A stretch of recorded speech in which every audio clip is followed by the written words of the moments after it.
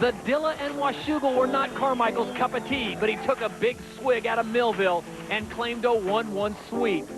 What will Carmichael pull off today at Binghamton?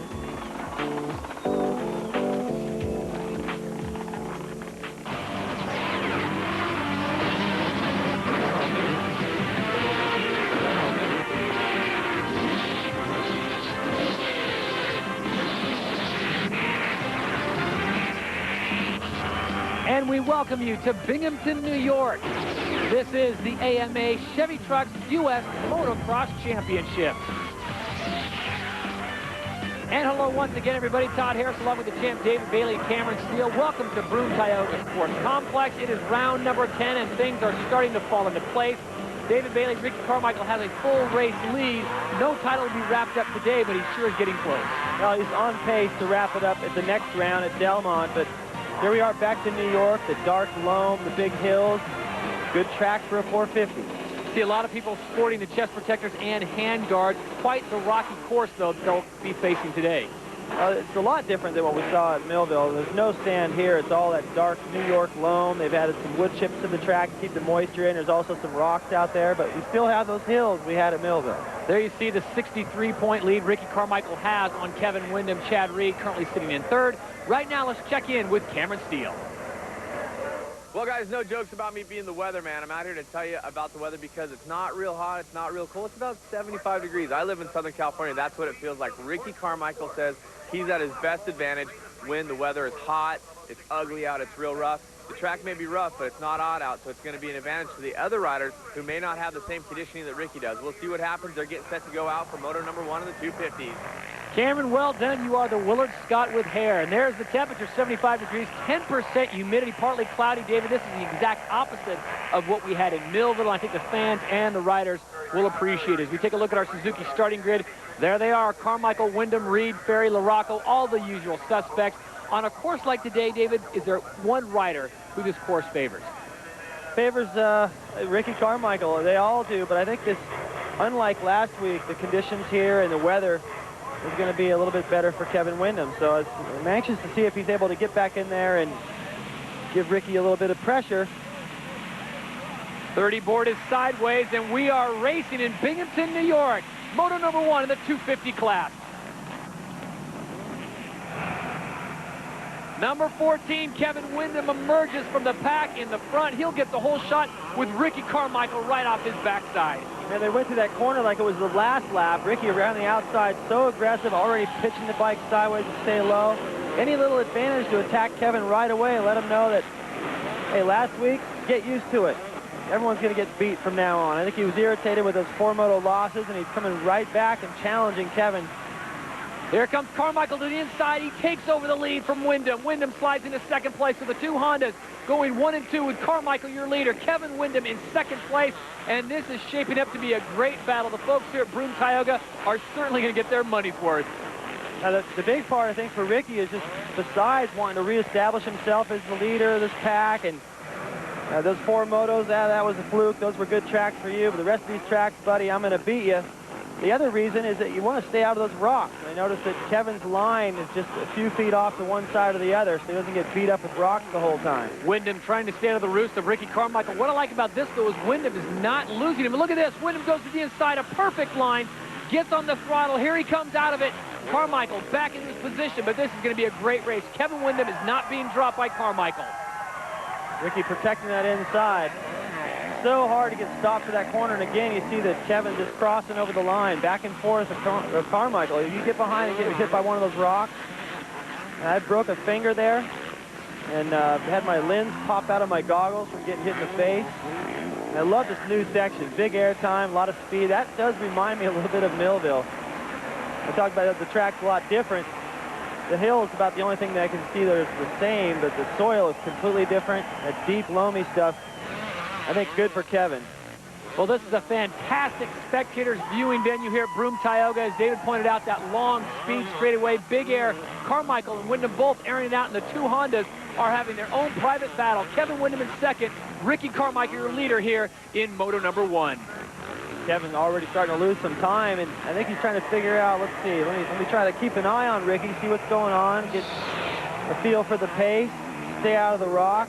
And it's the pass, David. He's a little sloppy at the moment, losing time. Ricky just muscling his way in there going, yeah, whatever. You think you're going to come back and rebound after a bad week, and I'm here to tell you that it's just going to be a little harder than you thought.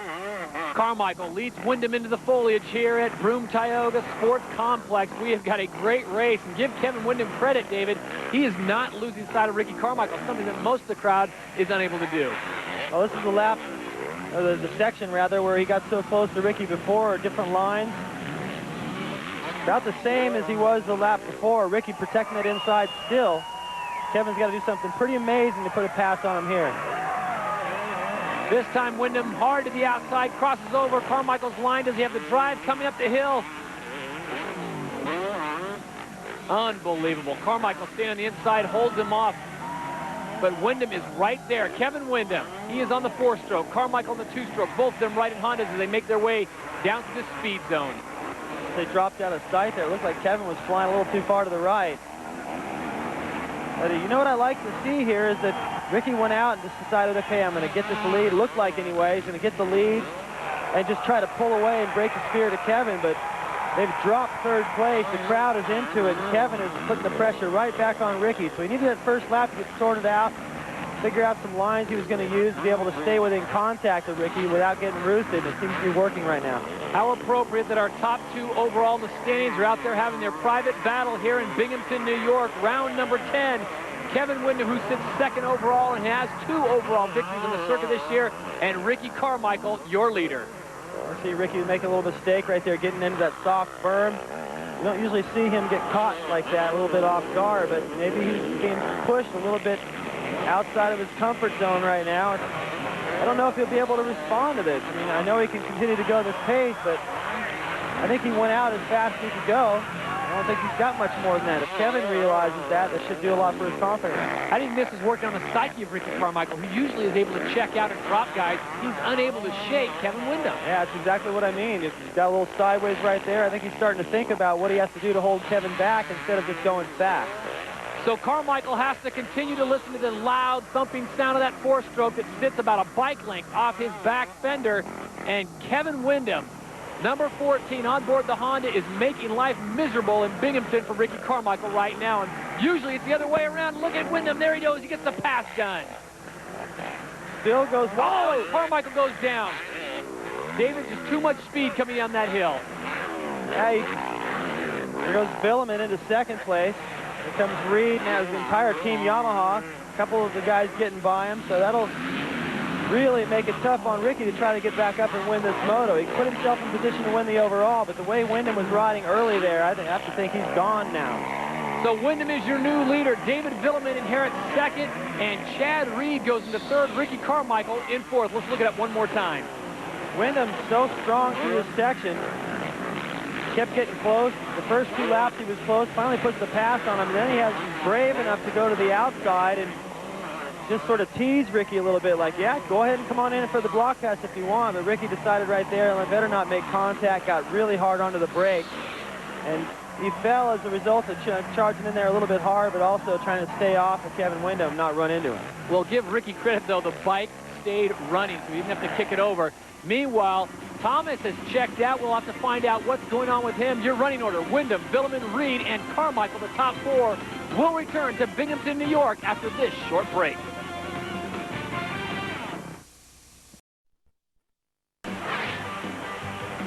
And we welcome you back to Broome Tioga Sports Complex in Binghamton, New York for round number 10 of the AMA Chevy Trucks U.S. Motocross Championships. Todd Harris along with the champ David Bailey and Cameron Steele. Ricky Carmichael making his move back up after the pass by Windham and then the fall. Right now it is Chad Reed who sits just in front of Carmichael. Ricky just looking desperate right now. He's all over the racetrack trying to stay out of the roost. The Reed is now on a much bigger bike, throwing a bigger roost. Flat landing that jump down there by the mechanics, but it put him in position to make this pass. Just unbelievable aggressiveness from Ricky right now, who probably is feeling like, you know, if I can get back to the pace that I was running and maybe even a little bit more intensity on top of it, which is the wake-up call he has, maybe you can still catch Windham. And he didn't lose the position to Ferry, although Ferry took a look down the inside on the downhill. Ricky getting in there as fast as he could go, locking it up, and then to get by Chad Reed. went around the inside of the corner down there just after the finish line, and didn't look like a very good line, but it put him in position to get around the outside. Now he's closing on Vuillemin, who's having a decent moto so far. David Vuillemin, number 12 on the Team Yamaha ride, currently sits in second place behind Kevin Windham. Ricky Carmichael now moving up to third, and he is just getting completely roosted. Yeah, it hurts. They've done so much with this place, though. Since I used to race here, this downhill was all dry and rock the size of baseballs everywhere. Now look at the signage and what they've done with the soil on the racetrack, the crowd. They've trimmed all the trees up. This place is spectacular. And you know what? It wasn't too long ago a tornado came through here and ripped it to shreds. Tore the ticket booth and just flew off into the woods. They had to do a lot of work to get this place back running straight. And the same for the last round of the series at Troy. There's a lot of work there. Mother Nature really taking its toll on this venue this year. Speaking of tornadoes, Ricky Carmichael is whipping one up right now on the Cobra, and he goes right past Vuillemin. So Carmichael gets back into second place. Now the mission at hand is tracking down your leader, Kevin Windham. Windham already with 2 overalls on the day, and Carmichael looking good in second place. Vuillemin will try to stay with him. Vuillemin getting a little lesson there and had to triple down that hill. You see Kevin coming back the other way. So he's not that far ahead, but Vuillemin just a little glance to his left, sees that Ricky is right there, takes him a little bit out of his concentration, and landed, got sideways in those ruts is all Ricky needed, but I don't think he needed that much help right there. He was on the inside, and it's pretty obvious to me he was going to force his way into second place, triple down that downhill. I haven't seen anybody do that yet other than Vuillemin out front. Reed's taking a couple of looks at it, but that's where Ricky separated himself from the pack in the past few years, tripling down that downhill, and he's right back to it now. So Yamaha right now runs 3, 4, and 5 with Vuillemin, Reed, and Ferry now getting to the fray. Ferry and Reed, as David pointed out, both riding the big 4-stroke. And here comes number 11 on the Kawasaki. That's Ezra Lusk. Looks like Ezra's riding hard, but it's tough this year. You've got to ride a lot more than just hard. You've got to have incredible intensity, great starts. Got to be consistent, or you just don't get a look at the front anymore. The podium, it's as hard to finish on the podium anymore as it is to get a win, it seems like. And not quite the outdoor season that Ezra had last year, but still showing signs of speed. Behind him is number 21 on board the Suzuki. That's Stephane Roncada. Good to see him up and riding. I'm sure Roger DeCosta is very happy with the performance that Roncada is turning in. Another rider that's like Lusk, you're just never sure who's going to show up. If it's going to be the Stephane with his A game or the Stephane that's just there having a good time. Both these guys, though, are capable of going so fast and running up front for a little while. I don't think they quite have what Windham's got or what Ricky has when they really turn it up, but capable of finishing on the podium, no doubt. Now they got pressure from LaRocco, who always seems to work his way forward. Once you got him catching you, you know he's not going to leave you alone. 6, 7, and 8, it's Lusk, Roncada, and LaRocco. LaRocco having a slight bobble there as they come back up the hill, get stuck in a rut. Roncada gaps him just a little bit and airs it out, but here comes Iron Mike. Meanwhile, back to the front, this is your leader, Moto number 1, 250 class, Kevin Windham. Remember, he got the whole shot. Carmichael took the lead, and then Windham took it back before Carmichael fell. Carmichael fell back to 4th and has worked his way back up to 2nd. But Kevin Windham has rode a great race, David. He has shown a lot of maturity. He doesn't panic. He just rides his race, and so far, it's been fantastic. Meanwhile, Ezra Lusk really getting on the gas. Yeah, like I said, he's very aggressive. Probably realized that LaRocco's coming up, and if he can check out and have, hopefully, Roncada hold LaRocco up a little bit, then he won't have to deal with him for as long, if at all. No one wants to deal with Iron Mike because he is so tenacious, gets after it. Right now he's having a problem just picking the right line, and Roncada is feeling the pressure of number 5. The native of Indiana on board his Honda is really making Roncada work for every turn. Yeah, just forced his way in. Stephane knew he was coming. If Stephane had tripled over that big jump back there, they probably could have prevented that. So LaRocco moves ahead of Stephane Roncada. Now he'll go to work on Ezra Lusk. Look at it one more time. LaRocco just down to the inside, identical to the pass that Carmichael put on Windham for the lead on the opening lap. Down the inside of that straightaway is a big advantage. Now LaRocco's got clean sailing up to Ezra Lusk. He was trying to get rid of him, but I don't think it's going to work. There's your running order from Binghamton. Windham your leader, Carmichael in second. Back in just a moment. and U.S.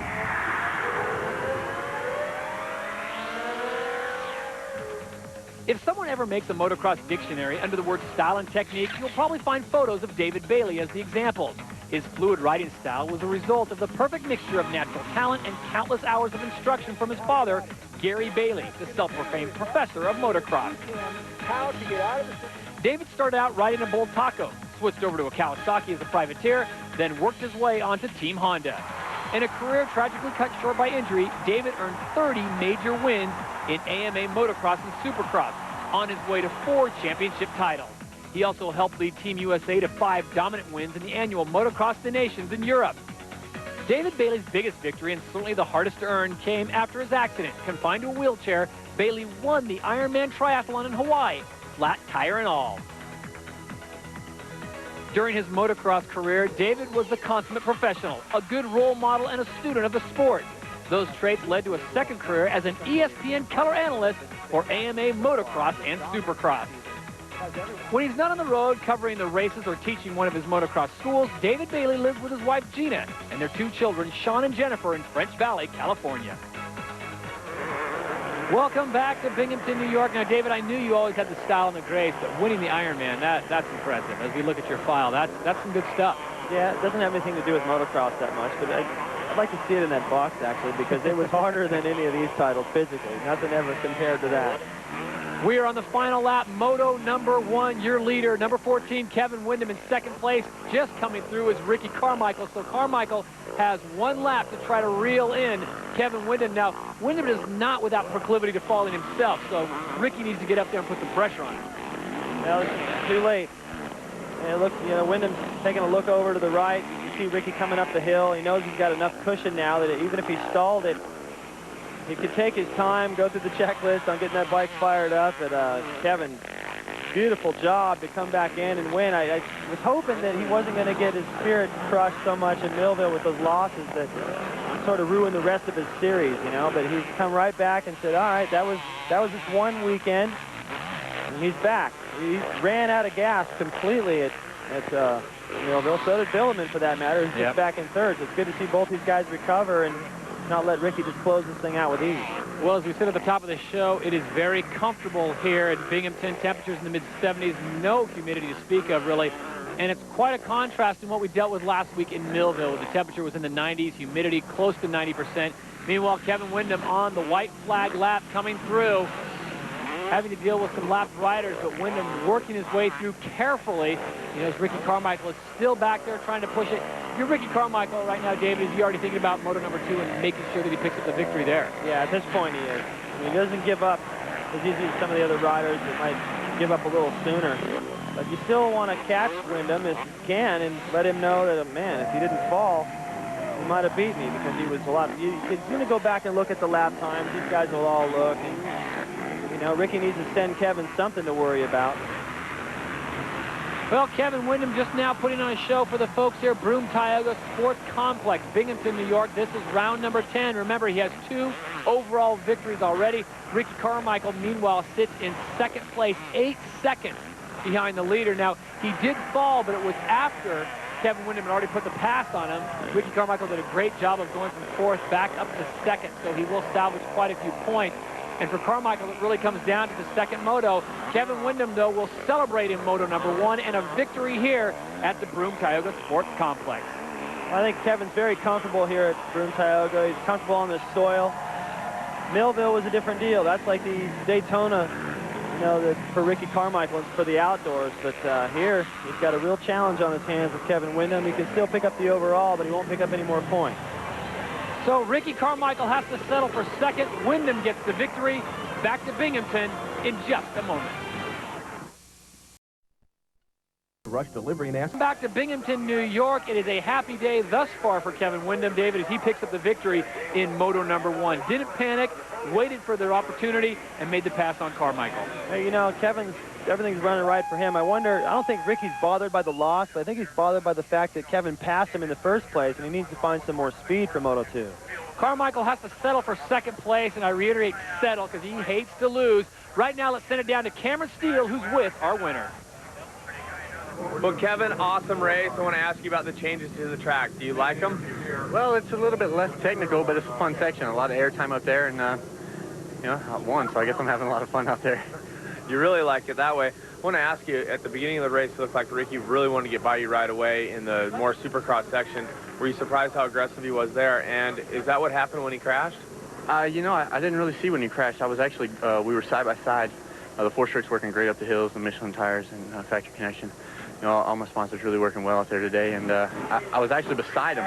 He was on the inside of me, and he went down. I don't know what happened to him, but I know that he didn't want to get roosted by this big 450, and he was in a hurry to get up front. But once he was there, you know, I was like, hey, it's cool. Let's stick together, and we're going to battle it out. You know, I felt comfortable with the battle. I didn't think he was going to pull me, and it would have been a good race either way. I want to ask you about the track. Moto number 2 will be coming up soon. Is the track coming to you, coming to Ricky? Do either one of you guys have more of an advantage as it dries out and gets rougher? Well, I think a lot of people say that the four-stroke gets good traction on harder tracks, and I think that it will get harder as the day goes on. But, you know, all my sponsors are working so well together, and they give me the best bike track after track after track after track. And factory connection, Honda, No Fear, Lee Dungaree jeans, Alpine Star boots, Arai helmet, Spy goggles, and factory connection. All those guys have just been working so hard to get me up here. It's paying off. Thanks a lot. Awesome ride, Kevin. Thank you. All right, thank you very much, Cameron. As we take a look at the Honda official results, it's Kevin Windham winning, followed by Ricky Carmichael, David Vuillemin, Chad Reed, and Tim Ferry rounding out the top 5. Ernesto Fonseca and Nathan Ramsey go 9 and 10. And Paul Carpenter getting in for an 11th place finish. Well done, Paul Carpenter from nearby Ithaca, New York. Right now, let's send it back down to Cameron Steele. Well, Ricky, I'm not sure that you had the whole shot there. You guys were real close, but you got real aggressive right away in that technical section. Was it your idea to get in front of them where it was more technical so you could maybe have some space on the wide open areas where maybe the four-stroke was better? Well, I just try to get out front, you know, and just, I wasn't trying to be too aggressive. I just want to get out front really quick. And, you know, I heard Kevin behind me. He's riding good, man. His bike's so good. And I was giving it heck, man. I was riding as hard as I could, and I fell down. And I need to figure something out for the second moto. You know, it's kind of cool today, so nobody's really going to get tired. So it's going to be a tough race. You know, everyone's going to be riding really, really hard, and see what we can do. Well, the Cobra on the podium, last time we saw you, you were taking a power nap in the mechanics area. It looks like maybe that strategy worked for you. What was the difference this week, and what happened last week? I know, I was sick last week, and, you know, I passed out to the Moto. It was a tough track, a lot of heat, humidity, and, you know, I did some breath tests, and everything is fine, and, you know, I came here rested, and tried to focus on the track, and, you know, my Yamaha is working really good today, and got me a good start, and I'm really happy to be on the podium. Congratulations on a third-place finish. Well done. All right, thanks. I want to thank Yamaha, Fly Racing, and Oakley, Shark City Boots, and my wife and my kid at home and watching for me. Well, we'll remind you and Team Vuillemin, Erica and Charlotte at home that upcoming races include September 6th and 7th, Troy, Ohio, the final race of the 2003 outdoor season. And what a great season it has been as Yogi and his brain trust over at Kawasaki get together and try to figure out what they can do in Moto number 2. Right now it's time for the Racer X Pit Pass.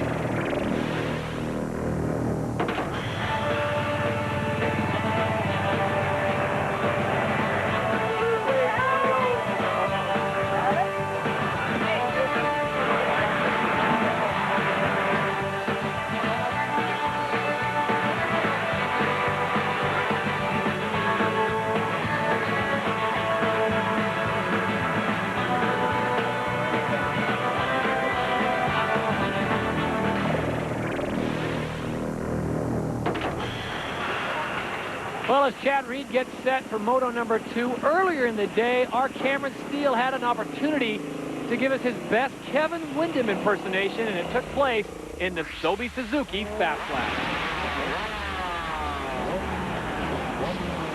Well, people, it's that time of the race where I get to make you jealous, put the camera on my helmet, take you out and show you the track. That's right, it's time for the Sobi Suzuki Fast Lap. The thing I want to point out to you guys here at Binghamton is there's been water on the track and there's tons of ruts. I don't like to ride in the ruts because we don't have them in California, so I'm going to have to pick my lines carefully, as will all the racers. Also want to point out there's a new section. It's really fast. I think it's going to favor the four strokes a little bit, but hey, let's jump on board and have some fun riding dirt bikes. Get started with a pretty long start straight into a right-hand turn. You go over what will be the finish line, and then a left-hander up into 2 uphill double jumps.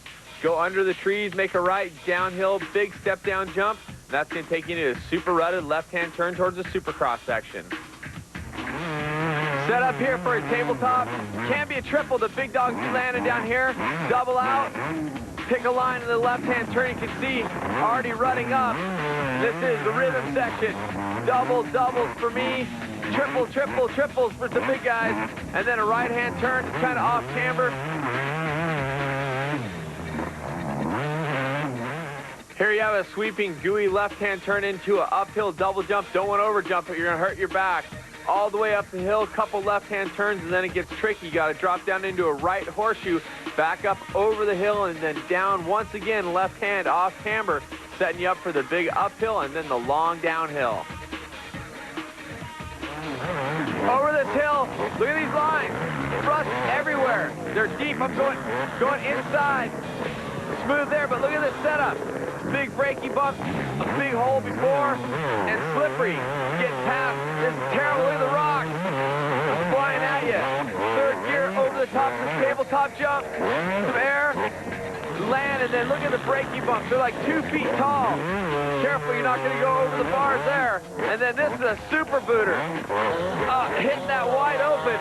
It's going to hurt if you land hard. Step down. Didn't quite get it this time. And then sideline, cheater line to stay down. And that's going to take you through these little whoop sections into the big super kicker jump. Big whipper. After that big double, you got a left, and this is going to take you into the triple step down. A lot of guys are going to double, but some guys will triple. Then more braking bumps and a right-hand turn back up the hill, another left, and then that's going to put you into a little setup double, a G out, a tabletop past the start line, a right turn, and over the finish line for your Sobe Suzuki Fast Lap. Thank you, Cameron. Stay with us when we come back at Chapter 2 of the Carmichael-Windham battle from Binghamton, New York. Will Carmichael take the overall, or will it be Kevin Windham's day at Broome, Tioga? Stay with us.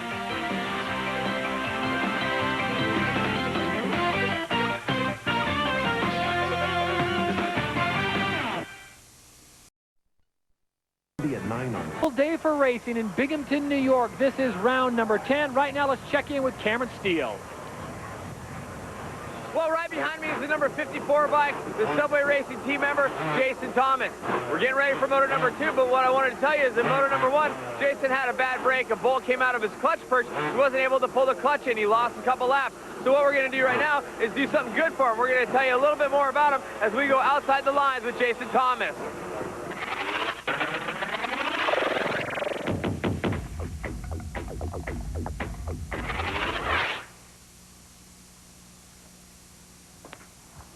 Hey guys, I'm Jason Thomas, racing for Subway Racing, and this is my limo that I carry my bike around in.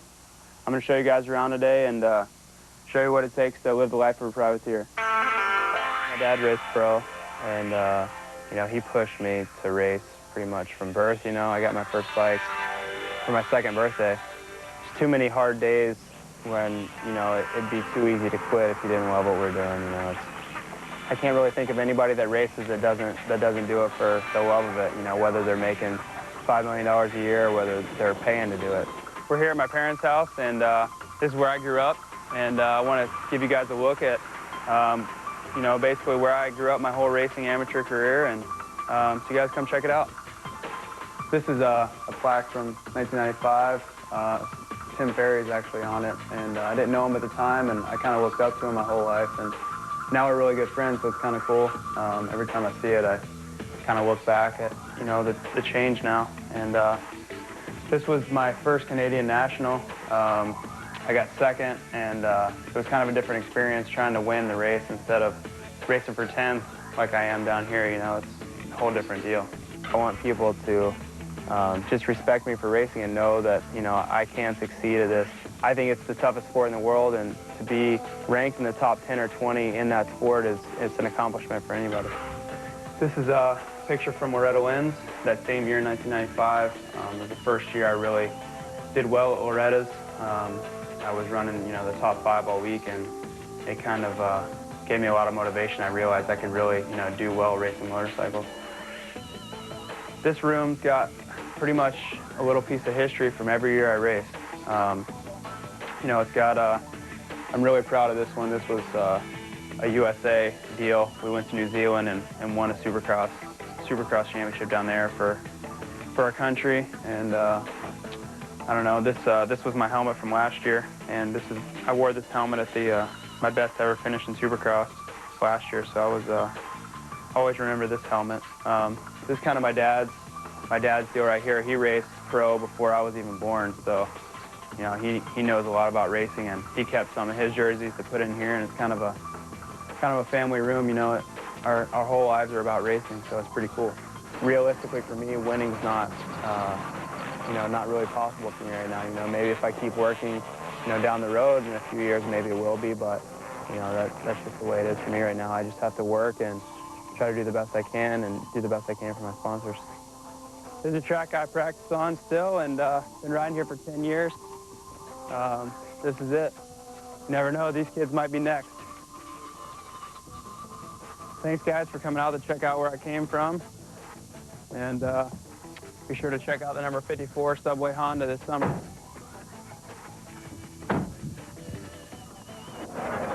All right, thanks, Jason. That's pretty cool. He did no mansion, no Porsche, but he's got the stuff that matters, man. The track is dialed in. He's got some memorabilia to remember his career by, the stuff that everybody really needs. Not everybody spends a lot of time in those nice, fancy rooms of a mansion.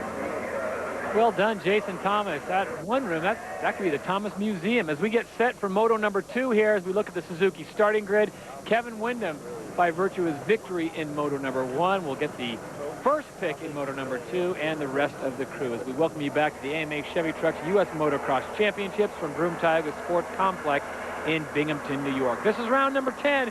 Ricky Carmichael has pretty much dominated the season, but Kevin Windham has certainly been a thorn in his side, picking up 2 overalls and a Moto win here today in Moto number 1. It'll be interesting to see what happens in Moto number 2. Does Carmichael rebound, or does Kevin Windham make it stick?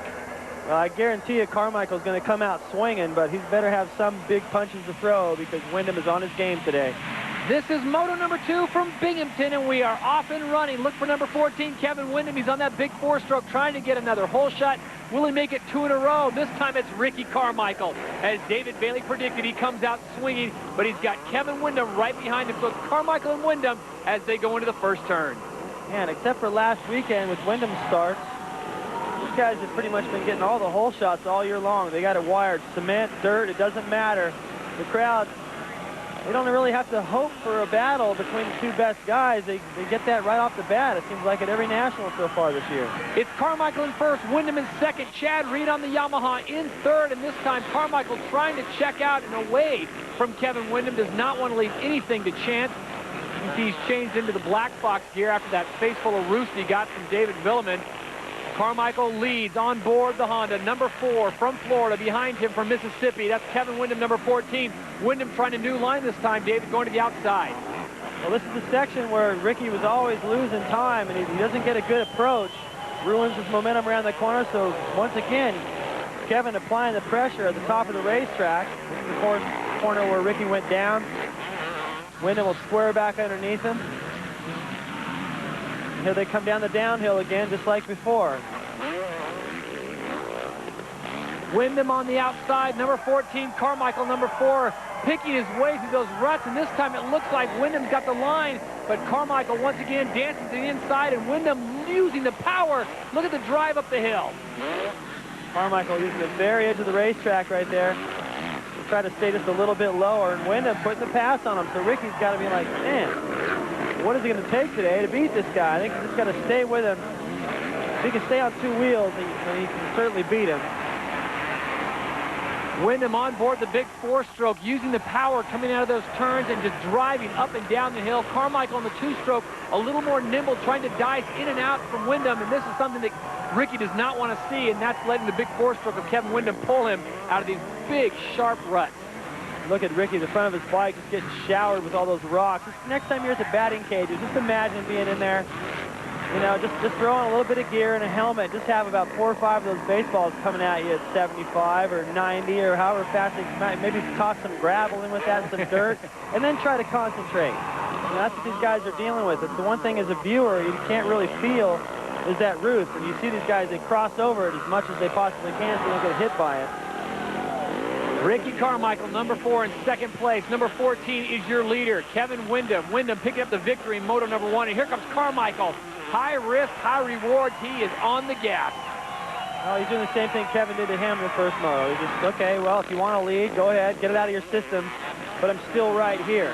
So, like Ricky said after the first moto, you know, he tried to put that smile on, but I could see right through that. He's not happy, and he does not want to go down again in this moto and ruin his chances of staying with Kevin. He knows he's going to have to be in a fight for a half hour, so he's just setting up camp right now and letting Kevin know he's going to have to do a lot more than what he's doing already to pull away and make this any easier.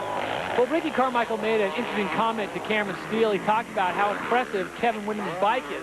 What are you hearing about the possibility, as we look at this one more time in this pass, of Ricky Carmichael making the jump over the 4 strokes? Well, it'll happen eventually, but I think he did a lot of riding on it this year, and it didn't suit his style. But I think you can see the riding's on the wall. The 4 strokes are starting to come around. Now Chad Reed having some success with it, and of course that's helped. If Yamaha would have all done that, all those guys, I think Reed wouldn't have had so much trouble with getting his setup dialed in, you know. But everybody is on the 4 strokes now, except Ricky. Look at that. Oh.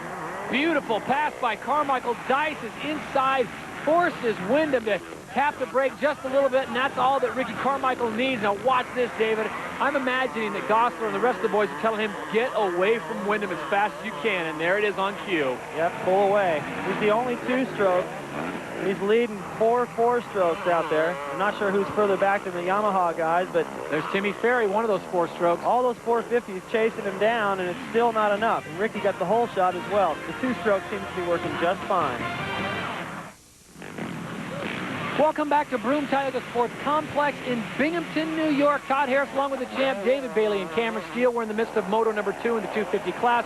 And your leader, number 4, Ricky Carmichael.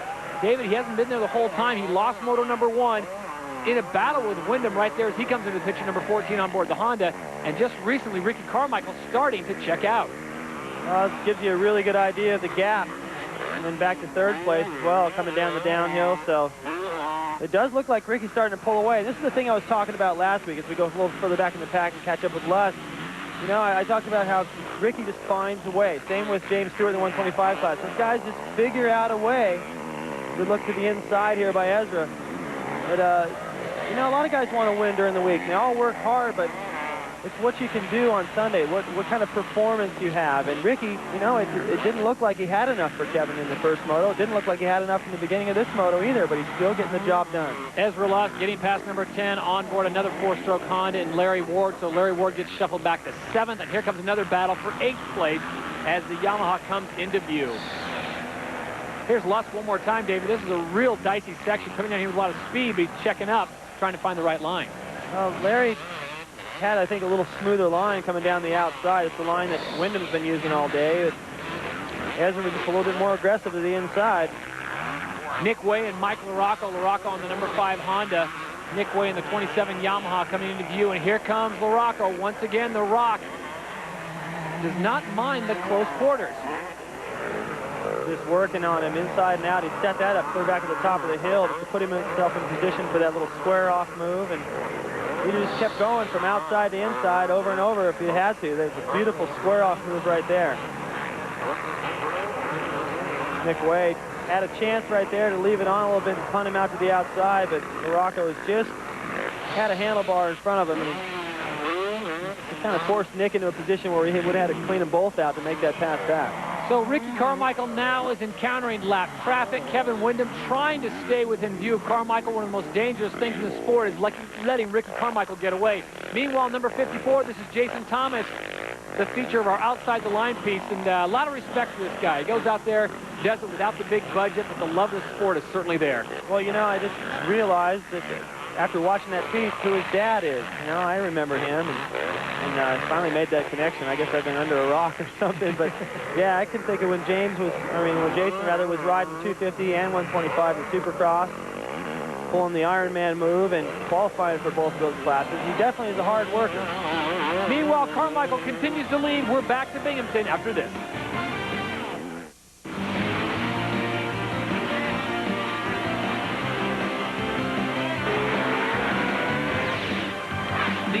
AMA U.S. Motocross Championships have been brought to you by Suzuki, maker of innovative motorcycles, scooters, and all-terrain vehicles. By Chevy Trucks, the most dependable, longest-lasting trucks on the road. And by Honda, the company that defines performance in motorcycles, ATVs, and scooters. And welcome back to round 10 of the AMA Chevy Trucks U.S. Motocross Championship from Broome, Tioga, Binghamton, New York. Todd Harris along with the champs, David Bailey and Cameron Steele. We're in the waning moments of Moto number 2. Ricky Carmichael continues to lead, and Mike LaRocco continues to move up through the pack. This is the battle for 7th, and the Rock now encountering Larry Ward, and Ward getting a little swirly as the back end washes out.